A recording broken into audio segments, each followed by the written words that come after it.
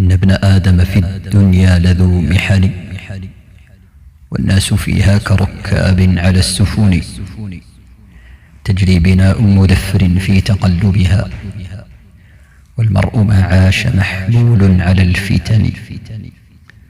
إن قدر الله أمرا ليس يدفعه عني البرايا ولو حصنت بالحصن، فإن صبرت فخيرا قد جزيت به، وإن جزعت فهل أعدو على الزمن.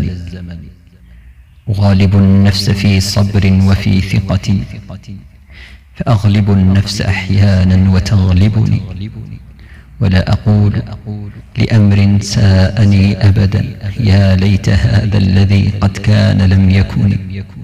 فاقنع بما كتب المولى وقدره، فالخير فيما قضى الرحمن ذو المنن.